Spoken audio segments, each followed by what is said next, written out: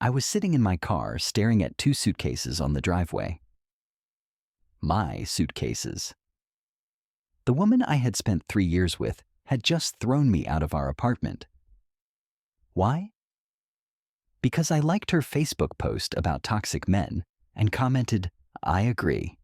She thought I was mocking her, but here is the truth. That comment was the most honest thing I had said in 3 years, and agreeing with her turned out to be the best decision I ever made. Before I get into this story, let me know where you are watching from today. Drop a comment below, hit that like button, and subscribe if you have not already.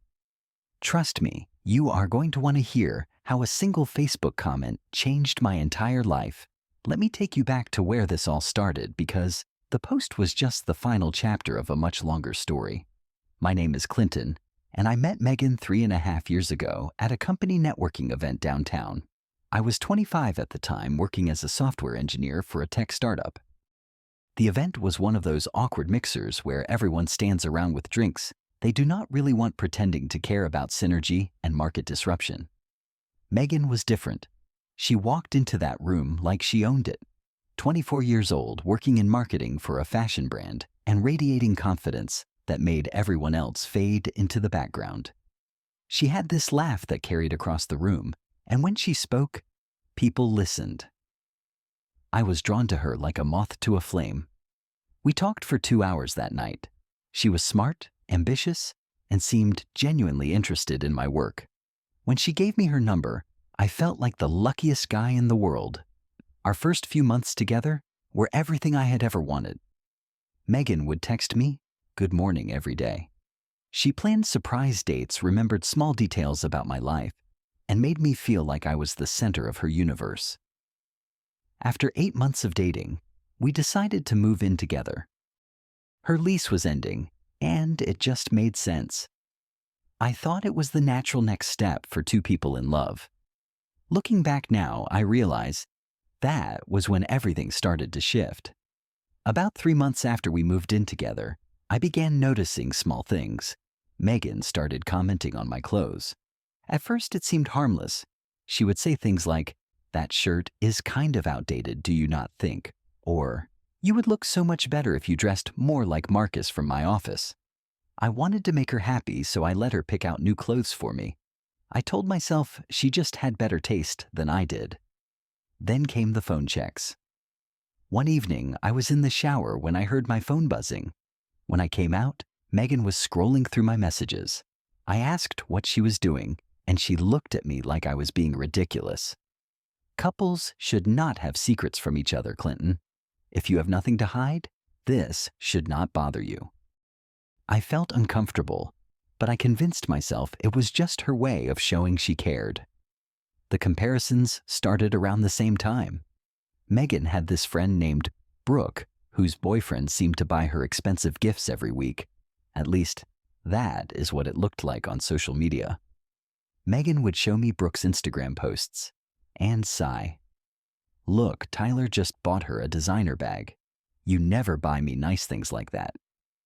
It did not matter that Tyler was a trust fund kid and I was paying off student loans.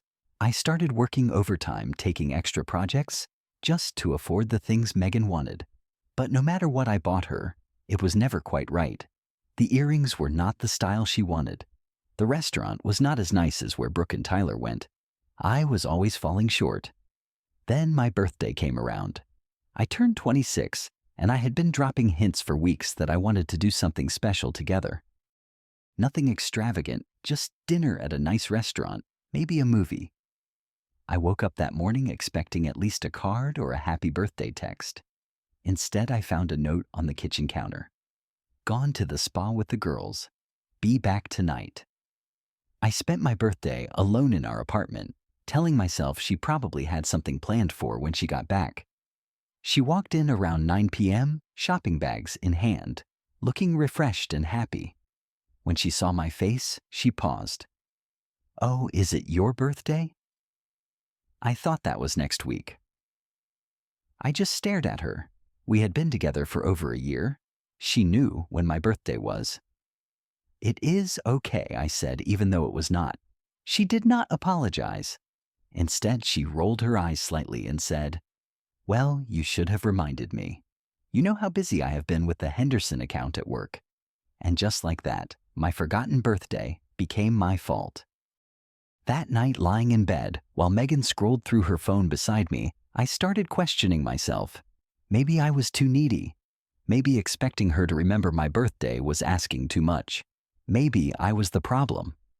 Things escalated slowly after that, so gradually that I did not notice how bad it had become until I was drowning in it.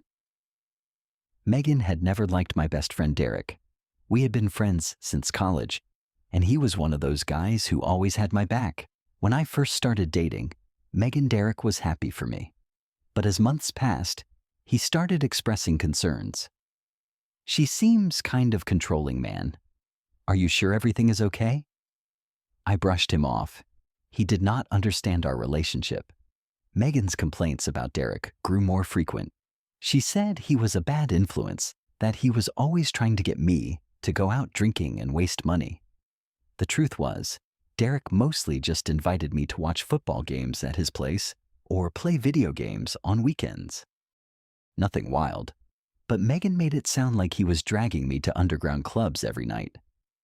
"I do not want you hanging out with him anymore," she said one evening after I mentioned Derek had invited me to a basketball game. "He does not respect our relationship." I tried to argue, but she gave me the silent treatment for 2 days. Eventually, I just stopped making plans with Derek. It was easier than dealing with the aftermath. My family was next. Megan thought my mother was too nosy because she called me once a week to check in. She thought my younger sister Jasmine was immature because she posted memes on social media and did not have a serious career like Megan did. Jasmine was 22 and in graduate school, but Megan acted like she was some kind of disappointment. Visits home became rare. Phone calls became shorter. Every time my mom called, I could feel Megan's eyes on me, and I would make excuses to hang up early. "Your family smothers you," Megan would say. "It is not healthy." And I believed her. The gaslighting was the worst part, though I did not know that word for it at the time. Whenever something went wrong, it was always my fault somehow.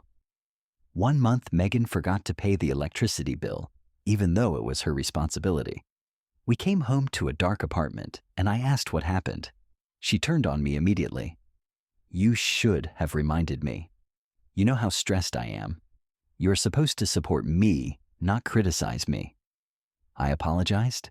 I actually apologized for her mistake. It happened over and over. She would say something hurtful, and when I brought it up later, she would deny it ever happened. "I never said that. You're making things up. Why do you always twist my words?" I started keeping notes on my phone, little reminders of conversations, because I genuinely thought I was losing my mind. One time stands out clearly. I had a work trip to Seattle for a conference. Before I left, Megan promised to pick me up from the airport when I returned. I even confirmed with her the night before my flight home. When I landed and called her, she did not answer. I waited at the arrivals area for an hour before getting a text back. "What are you talking about?" "I never said I would pick you up. You always assume things without asking. Just take an Uber."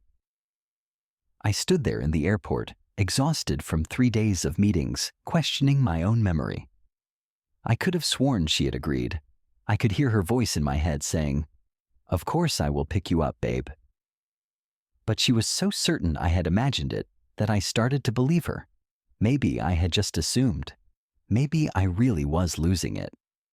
Around the 2-year mark, work became complicated. I was assigned to a major project with a tight deadline, and one of my teammates was a woman named Harper. She was smart, professional, and we worked well together.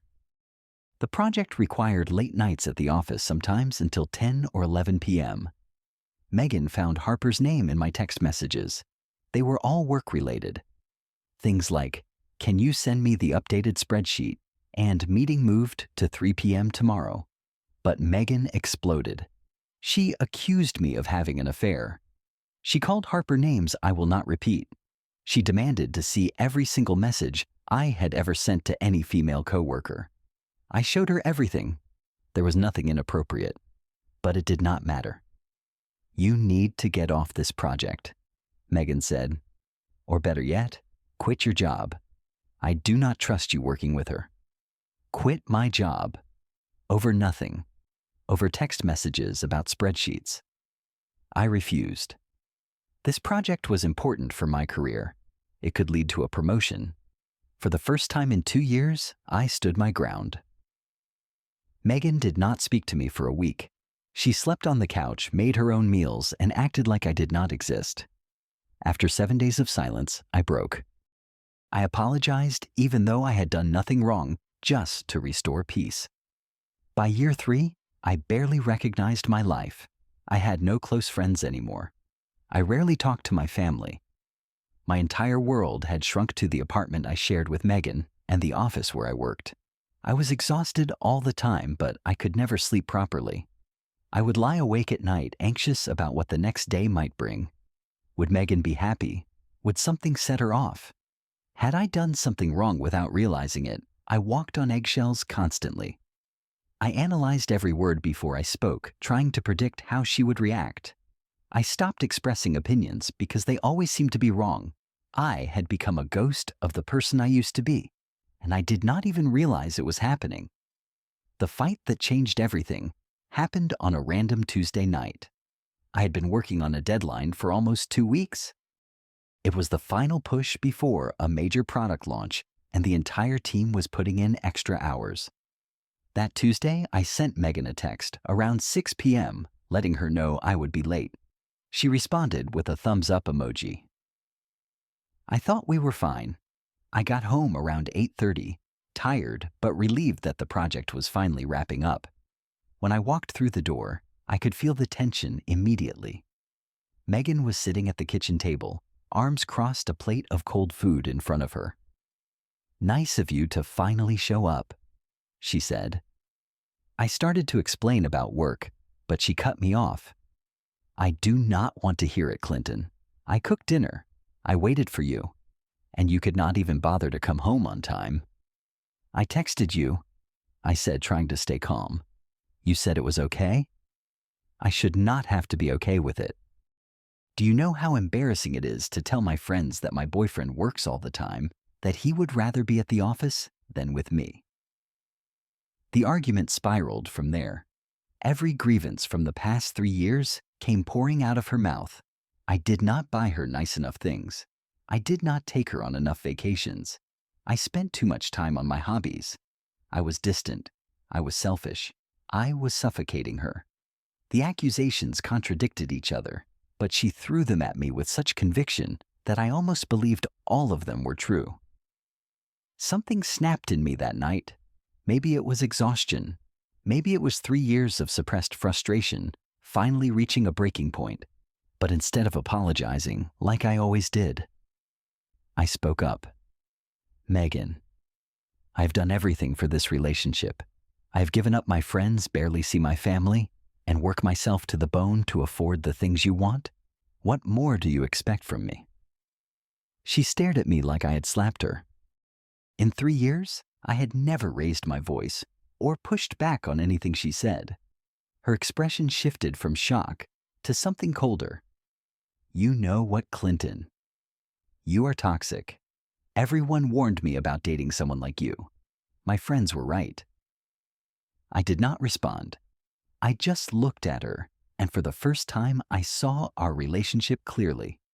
The manipulation, the isolation, the constant criticism disguised as care. She was calling me toxic, but everything she accused me of was exactly what she had been doing to me. I slept on the couch that night. She did not try to stop me. The next morning, Megan left for work without a word. I stayed home taking a personal day because I could not focus on anything. Around 10 a.m., I made the mistake of opening Facebook. There it was, right at the top of my feed. Megan had posted a photo of herself looking contemplative with a long caption underneath. "Ladies, never be afraid to walk away from toxic men. Know your worth. Your peace is more important than keeping someone comfortable. Protect your energy." The post already had over 200 likes and dozens of comments. Her friends were rallying around her. "So proud of you, Queen. You deserve so much better. Stay strong, girl." One of her co-workers wrote, "I knew he was bad news from the start." I read the post 3 times. My hands were shaking. She had painted me as the villain to hundreds of people without telling any of them what actually happened in our relationship. She had rewritten our entire story in a single status update. I sat with my phone in my hand for a long time thinking. Part of me wanted to write a defensive comment to tell everyone reading that she was the one who had isolated me, manipulated me, and torn down my self-esteem piece by piece. But I knew that would just make me look bitter and prove her point. Then a strange sense of clarity washed over me. She was right. People should walk away from toxic relationships. She just did not realize she was describing herself. I clicked the like button on her post. Then I typed a comment. "I agree. Walking away from toxic people is the healthiest thing anyone can do." I did not tag her. I did not add anything else. Just that one sentence. Within minutes, my phone started blowing up. Megan was texting me repeatedly. "What the hell is that supposed to mean? Are you mocking me? Delete that comment right now." I did not respond to any of them. Her friends started commenting on the post, confused. "Wait, is he agreeing with you or disagreeing? That is kind of weird. Is this some kind of joke?" Megan's carefully crafted narrative was suddenly in question, and she was panicking. She called me 16 times that day. I let every call go to voicemail. When I finally drove home from grabbing coffee in the afternoon, I saw them. 2 suitcases sitting on the driveway. My suitcases. All my belongings hastily packed and thrown outside. Megan was standing at the front door, arms crossed, phone in hand. I could see she was recording me. "You want to agree with my post?" she shouted. "Fine. Start walking Clinton. Get out." She had already posted a new status with a picture of the suitcases. "When a toxic man thinks he is being clever. Bye-bye." I looked at my belongings, scattered on the driveway. I looked at the woman I had given 3 years of my life to now filming me for her social media followers. I looked at the apartment that had felt more like a prison than a home, and I felt something unexpected. Relief.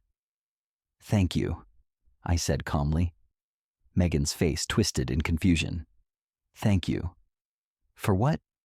"For finally giving me a reason to leave." I loaded my suitcases into my car without rushing. She kept recording, probably hoping I would break down or cause a scene she could post about later. But I just closed my trunk, got in the driver's seat, and started the engine. As I pulled out of the driveway, I looked in the rearview mirror. Megan was still standing there, phone in hand, looking completely bewildered. She had expected me to beg to cry, to apologize like I always did. She never expected me to simply agree with her and walk away. I called Derek from the car. "Hey man, can I crash at your place for a few days?" He did not hesitate. "About time, bro. Come over." The first week after leaving Megan was harder than I expected. I stayed with Derek in his spare bedroom, but I could not shake old habits. I kept checking my phone, expecting her to text. Part of me still wondered if I had made a mistake.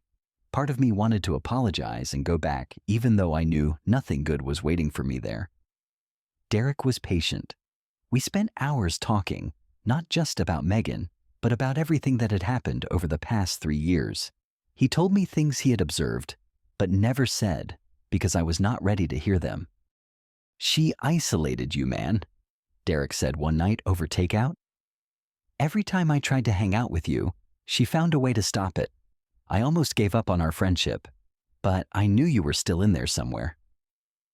I called my mom that weekend. We talked for almost 2 hours. She cried when I told her everything. She said she had been so worried, but did not want to push me away by criticizing Megan. "I just wanted to be here when you were ready," she said. Jasmine got on the phone too and made me promise to visit soon. I had missed so much time with people who actually loved me. A month later, I found a small one-bedroom apartment on the other side of town. It was nothing fancy, but it was mine. No one to criticize how I decorated it. No one to complain about my music or my cooking. Just peace and quiet. I also started seeing a therapist. I was hesitant at first because I thought therapy was only for people with serious problems. But my therapist, a guy named Dr. Warren, helped me understand that what I had experienced was emotional abuse. He explained gaslighting, love bombing, and something called trauma bonding, which is why I kept wanting to go back to Megan, even though she treated me terribly. Your brain became wired to associate her approval with safety, Dr. Warren told me. Breaking that pattern takes time and intentional effort. Slowly, I started rebuilding my life. I reconnected with old friends from college. I started going to the gym again, something I had given up because Megan thought it was a waste of time. I picked up hobbies I had abandoned, like playing guitar and hiking on weekends. I started recognizing the person I used to be, buried underneath 3 years of someone else telling me who I should be. Work improved too. Without the constant stress of managing Megan's moods, I could focus on my projects. I got the promotion I had been working toward. My boss said I seemed like a different person, more confident and engaged. About 4 months after the breakup, I was scrolling through Facebook and saw that Megan had a new boyfriend. She had posted pictures of them on a beach vacation, captioned with heart emojis and hashtags about finding her soulmate. For a moment, I felt a flicker of something, jealousy maybe, or sadness. But then it passed. I realized I did not hate her. I felt sorry for the guy in those pictures because I knew what he was probably walking into, but that was not my problem anymore. I clicked unfollow and felt a weight lift off my shoulders. Not unfriend, because that felt petty. Just unfollow. I did not need to see her life anymore. I had my own life to focus on now. Sometimes I think about that Facebook comment. Such a small thing. 2 words and a like button. But it was the first time in 3 years I had said something true. Something that was really about me and not about keeping Megan happy. She called me toxic, and I agreed. Not because I believed I was toxic, but because I finally understood that agreeing with her was the only way to set myself free. She wanted me to fight back so she could play the victim. She wanted drama and tears and begging. Instead, I gave her exactly what she asked for. I walked away. Here is what I learned from all of this. Sometimes the person who calls you toxic is actually the one poisoning your life. And sometimes the bravest thing you can do is simply agree with them and leave. No arguments, no explanations, no second chances. Just, I agree, and then walking out the door. I am happier now than I have been in years. I have real friendships again. I am close with my family. I wake up without dread in my chest. I go to sleep without rehearsing tomorrow's apologies. And I know this. When someone tells you to walk away, believe them. Take your suitcases and go. Because on the other side of that exit, there is a version of yourself waiting to come back to life. Sometimes the best thing someone can do for you is push you away. Because only then do you realize you were standing in the wrong place all along. Now I want to hear from you. Have you ever been in a relationship where you lost yourself? Have you ever had a moment of clarity that made you realize you needed to walk away? Let me know in the comments below. Your story might help someone else find their courage. If this video resonated with you, please hit that like button. It really helps the channel grow. Subscribe if you want more stories like this, and share it with someone who might need to hear it today. You never know who is sitting in their car right now, staring at suitcases on a driveway, wondering if they should stay or go. Thank you for listening to my story. I hope it brought you something valuable. And remember, you deserve people in your life who lift you up, not tear you down. Take care of yourself, and I will see you in the next one.